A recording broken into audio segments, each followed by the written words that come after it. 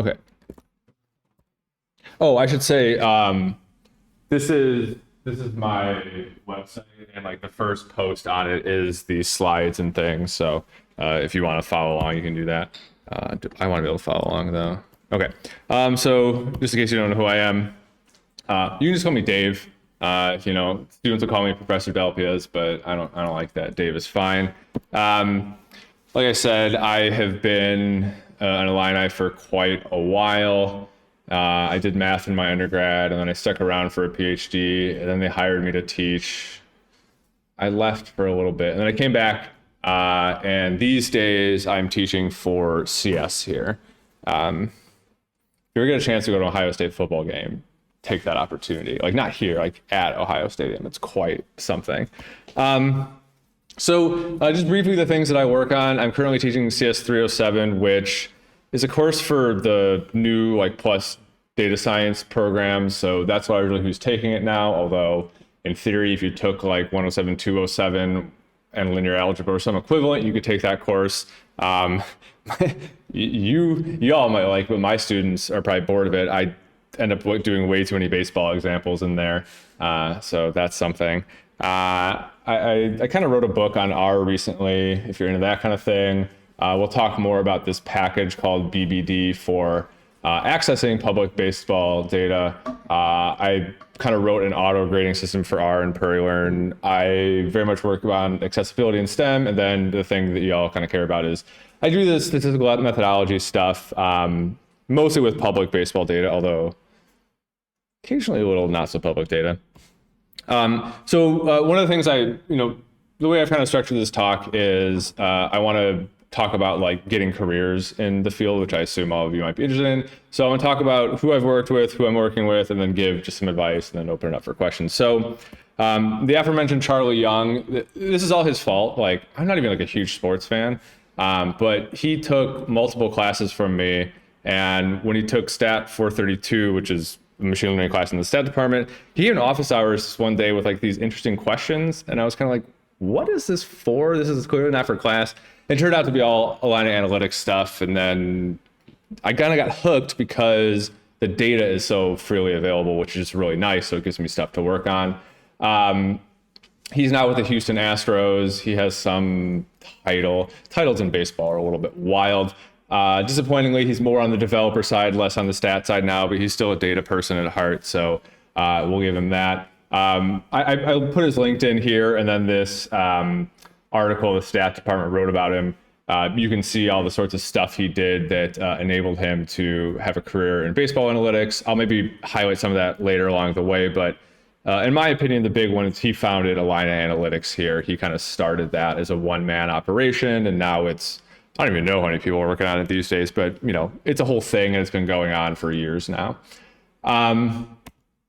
Another student, Julia here, she actually just recently got promoted. So in baseball, they almost especially entry level, they almost never hire you directly into a permanent position. They always do these, they don't call them internships, they call them associate positions. And they're generally like a year-long trial period. So she just got hired full-time as a junior data scientist at the Orioles. She worked with myself and some other people we'll mention later. And again, I'll come back and say some other things she did, but that's a link. The second one is a link to a presentation she gave at the Sabre Analytics conference. And then another student I have, Jack. So he just graduated, last year? So he just started with the Yankees in September. So he has one of these associate titles, kind of one of their entry-level trial jobs. Again, I linked his LinkedIn. You'll see all the stuff he did that enabled him to get where he is now. But one thing I wanted to flag is his website, which we'll come back to in a bit. Okay, so those are all people that graduated are out working in baseball. But obviously, I'm still doing some baseball work, but I don't do it by myself at all. So the kind of big thing we're working on these days is together with the Cubs, we kind of established this joint research program. Actually, I should say Jack was one of the first two students to go through that. He's now out working in baseball. We have two new students. It's like a year-long thing. We take a couple new students each year. So I have Jamin and Ryan this year, a stat and CS student. So we kind of have one person that's like a modeling expert, one person that's a coding expert, and we kind of bring it all together. But yeah, so I work with Dan, who you met last week. That's his website, a bunch of good stuff there. This came about, it was kind of Essen's idea, who is now the assistant GM for the Cubs. Him and I kind of go way back. We were actually grad students together here at Illinois, and then we're both visiting professors after we graduated, and we shared an office. He takes a phone call one day, we're in a shared office, and I'm like, hey, who was that? He goes, oh, it was a GM of the Dodgers. I'm thinking about taking a job with them. And then obviously he left and has never come back. He went Dodgers, Astros, Cubs. So he worked a bit with Charlie as well. I'll maybe comment more on that later. So he's kind of got too fancy of a title now. So like he doesn't necessarily meet with us every week, but instead one of their data scientists, Connor here, is kind of, working with these students every week together with me and Dan. And yeah, can't technically tell you what we're working on because that would be like insider information about the Cubs, but it's, we're doing baseball analytics, baseball operations type stuff. Okay, so I wanted to give you some like blunt advice about like, well, what are things you should be doing if you want a job in sports analytics? Is anyone interested in baseball specifically? Okay, at least one person. So like this will all apply generally, but just kind of like modify it for your sport a little bit, but I'm gonna give specific baseball advice. This one's very general. You should be touching R or Python and data basically every single day. I don't think I can stress this enough. I'll come back to this point too. I think sometimes as students kind of have this misconception. They're like, oh, I should just do my coursework. And like, oh, like there's that thing Python that I have to do for my course. No. Python or R, pick your poison. I used to have a preference these days. I don't know. Like it's a thing that you should become as proficient as possible in. Like there is no amount of practice you can do here that will not pay off. I seriously cannot stress this enough. What should you do? Well, we'll kind of maybe talk about that a little bit more too. But genuinely, like every single day, if you find yourself reaching for Excel or a calculator, just no. Do it in R, do it in Python. Those are the tools of the trade. This is a weird one, and it kind of dovetails there. Don't take classes. I understand the irony of me saying that, but like, how many of you are like juniors and seniors? Yeah. So a conversation I often have is someone will come to me. They'll be like second semester junior, first semester senior. Like, Dave, what class should I take to do X, Y, Z after you graduate? I'm just like, no, you're done. You need to start focusing on you and your own work, not classes. Like at some point you have to be like, oh, I can't be dependent on my classes to teach me everything, because there's no way in the 4 years can we teach you everything you need to know, much less about sports analytics. Because I mean, there's obviously applicable classes, but there's not very many that are directly doing that. If Dan didn't give an advertisement for it, I will. Dan's class, Stat 430, Baseball Analytics. I might make an exception for this one, even if you're a junior or senior. This is kind of a hidden gem on campus, in my opinion. So obviously you'll be doing baseball analytics the whole time. But the thing that it doesn't advertise very well is that Dan brings in a collection of guest speakers, maybe even including assistant GMs of certain organizations. So that class is maybe something to keep in mind. So I know students don't like to read sometimes, like I get it, but you kind of want to get kind of a broad sense of what's going on in the field. So I highlighted a few things here. So Fangraphs, anyone familiar? You ever seen? Yeah. If you're in the baseball space, you definitely want to be checking out Fangraphs. If you're not much for the written word, they actually have a podcast called Effectively Wild. It's pretty decent. It's not as technical, although occasionally they'll have on like people in the field that are doing technical work, like Dan actually, to chat. But now I mentioned the Hardball Times specifically because this is for the baseball people.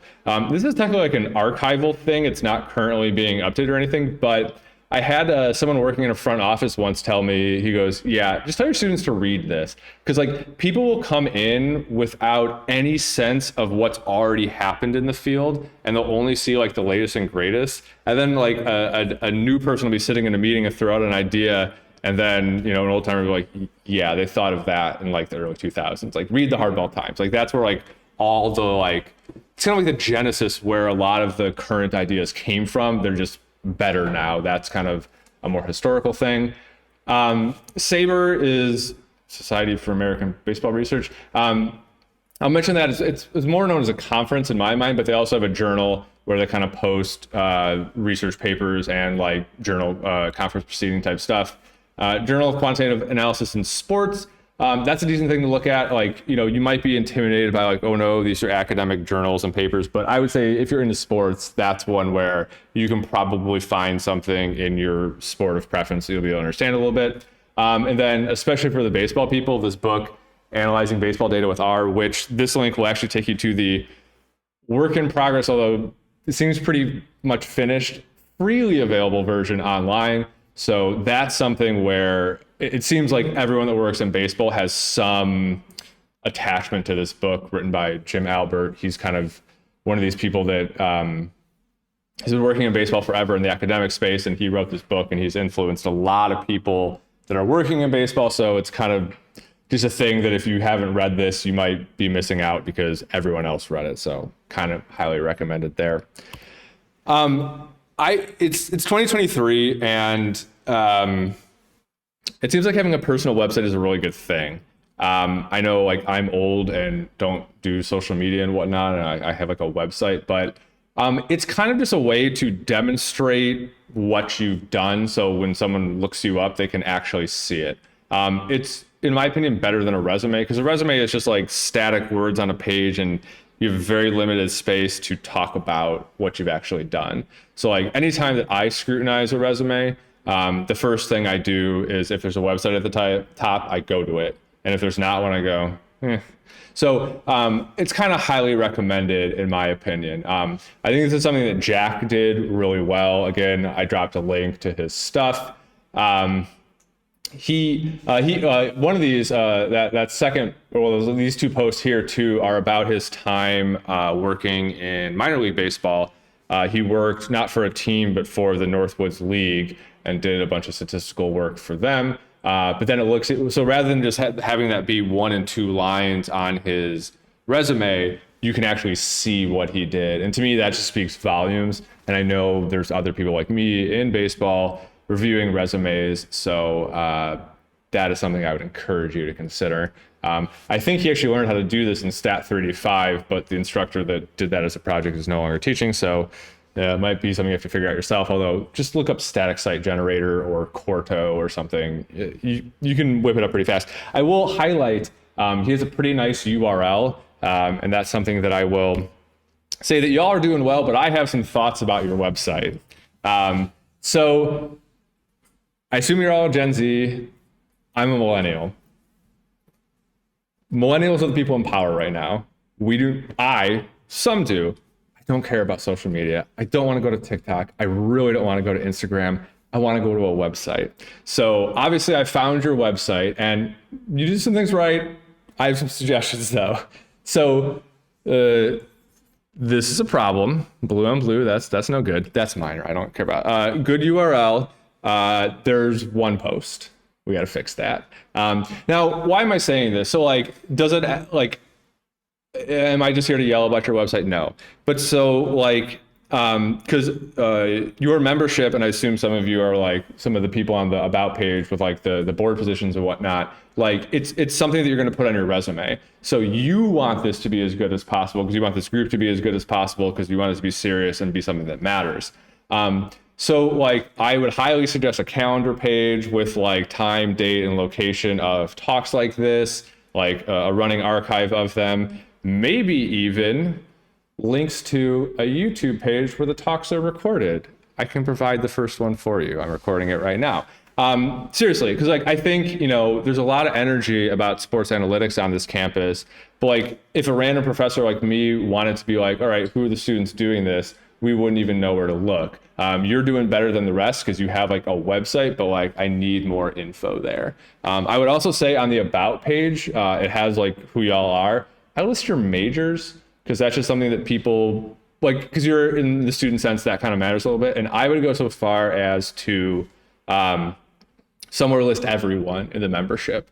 So when someone puts it on their resume and like I click it and I look at it, it's like, oh, they really were a member. But basically, you just want to be as serious and legitimate as possible. So you're on the right track with a URL, but like someone's paying for that URL, you may as well make the website a little bit nicer. And if I can follow up with other thoughts and suggestions there, but I do think, because I mean, I saw somewhere that like you've had a bunch of other speakers and you want like a running record of that because it shows how serious you are. Oh, by the way, I'll mention, Charlie would be willing to come speak remotely. I can make that connection if you want. Okay, so that's enough of me yelling about your website. So in addition to a website, the other thing I look for at the top of a resume is a GitHub. This can be daunting because like, well, what work do I do? What do I put on it? And the big thing, the huge differentiator beyond having a GitHub is like having stuff there that you've actually worked on. I can tell pretty quickly if a GitHub is like, oh, hey, I slapped my CS225 project on it, or like you did independent work. But something to strive for. Like, don't get me wrong, like your students, you won't have a ton to put there, but start thinking about that kind of thing now. One more thing there. You might notice that my GitHub username is just literally my name. I would recommend something like that. No silly usernames. This is going to be a professional thing that you put on a resume. If you can get first name, last name, I would go for it.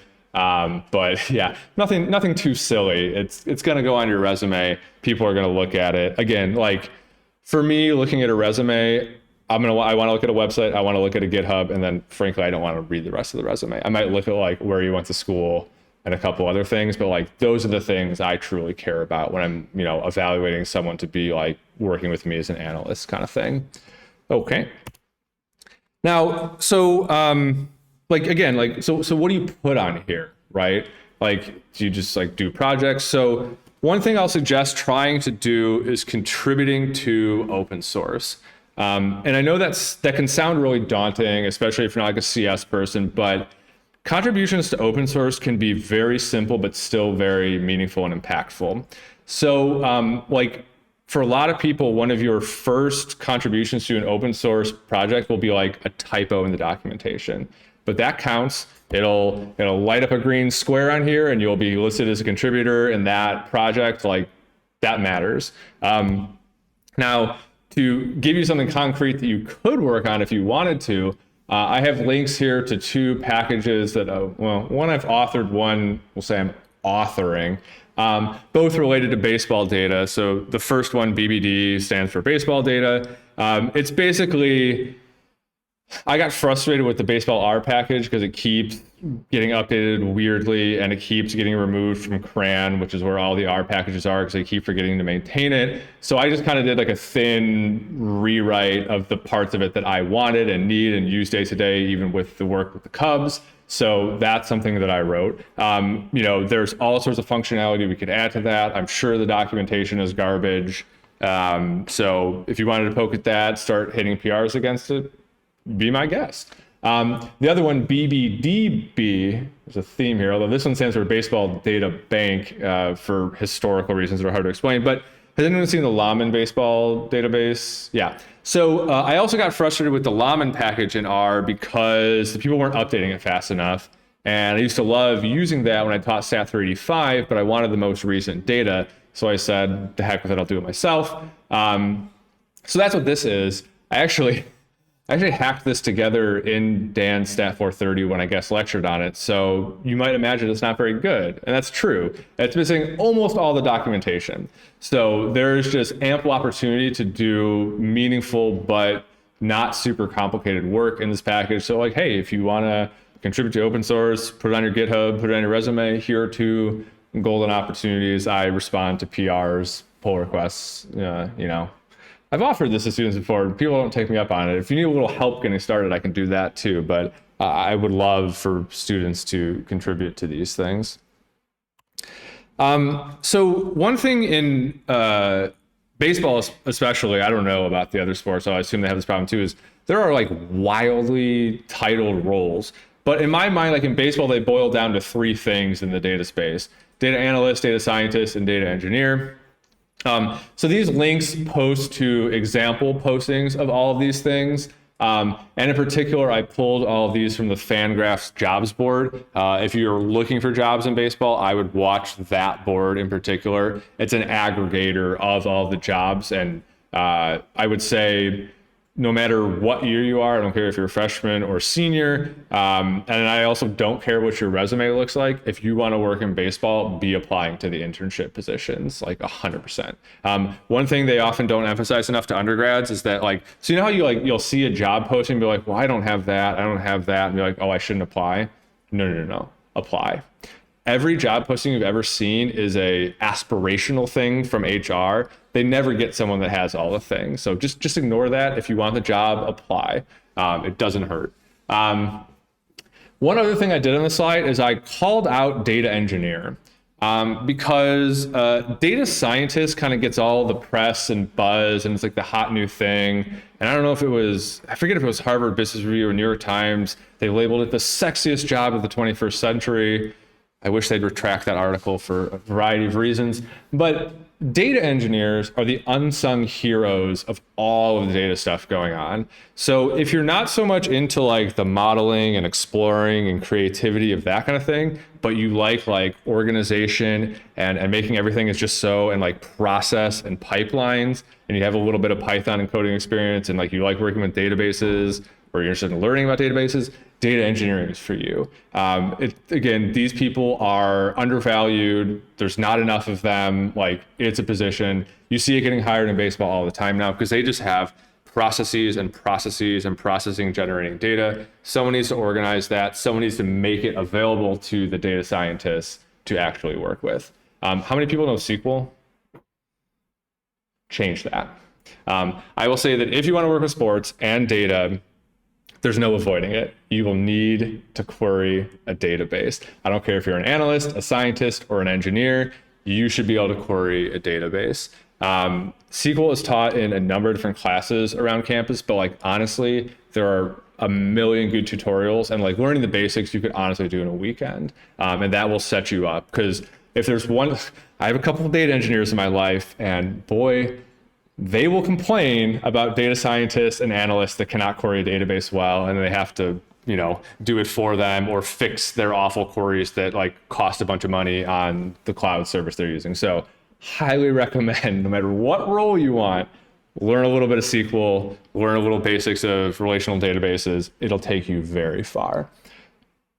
And if you want to be a data engineer, you really need to know. And again, I think that's a job that's really overlooked with how much shine data scientist gets. Honestly, if I were to go to industry right now, I would probably like retrain a bit and be a data engineer because it sounds more fun to me. You should go and present at conferences. Has anyone been to any conferences of any type in the sports analytics world? Okay, change that within the next year. So just a few that I'm calling out here is, again, the Sabre Analytics Conference. So that's one that my students have very much gone to. So like Julia presented at Sabre. Charlie, even as like a freshman, I think he went. So Charlie was my student in Staff 400 as like a freshman or sophomore or something. And he comes up to me every class one day and goes, hey, you know Essen, right? The aforementioned Cubs GM. I was like, yeah. He says hi. Like, I met him at Sabre. Charlie was just one of these students that had like no problem like going up and just introducing himself to people, but you have to network like that a little bit. Baseball is a little bit about who you know, and I assume that's true in all sports still. I am genuinely sad that I missed and didn't get to go to Sabermetric Scouting and the Science of Baseball. They call it Sabre Seminar. That's the one that's logo here. It was up in Chicago. Dan presented. I think Jason Benetti was one of the keynote speakers. It was a really fun conference. Alan Nathan, does anyone know who Alan Nathan is? Physics professor here. He's kind of a giant in the field of baseball. He presented. with actually I think the head of Align Analytics, my student Jamin. Wait, where did Jamin present? Jamin presented at either Sabre or this other conference, and he did that without faculty supervision. Like he just did it. Like he submitted a talk, he got it accepted, and gave it, which is really cool. I'm also highlighting this Carnegie Mellon one. I don't know if they're doing it this year or not, but I think that's a really good one for students because it's ran by other people like me that are kind of like professors in this game, and they've kind of developed the whole program there. But so definitely want to go to these things, but if you can, like try to present if you have some cool project you're working on. And I will say that like it's often cost prohibitive, but students often get discounts, so do look into that kind of thing. Sabre is in Phoenix this year. I'm going to try to go, but I understand that makes it cost prohibitive. But I will also note that a lot of these things, well, some of them put like videos online after the fact. So like I even linked to one. So like if you follow that link to Julia's talk, you can see some of what else is going on there. It's a really good way to see what's going on in the field, what people are doing, meet people, stuff like that. Obviously, we started talking about this at the start. Try to work with Illinois sports. I don't know what all the opportunities are. If you're interested in Align Analytics, contact me. I didn't want to put their contact information in this because I've posted it publicly, but I can make that introduction if anyone's interested. But the other thing I was going to say is there are there's 16 Division I sports on this campus, or is it 18? Well, because it has to be Title IX, so it's a Title IX or Title. Anyway, but there's men's and women's of so many sports on this campus, and I'm confident that they aren't all doing analytics. So one of the things that got Charlie's foot in the door was he made Align Analytics the baseball thing. He literally just went to the coaches and was like, hey, can I come to practices and start like collecting this or that data? They let him do it. Then he started like generating like scouting reports and like, oh, these are actually useful. And then it went from there. Now it's like a 10-person org that like is embedded with the team. They're at the practices, they're recording, they're generating reports. Yeah, so I'm half suggesting if you truly want to work in sports, like go find a team that doesn't have an analytics department and make it. That looks really good on a resume. I think if you go through like Julia and Jack's LinkedIn, I think they've worked in some other sports too around campus. So the opportunities are out there. They're just like hard to find.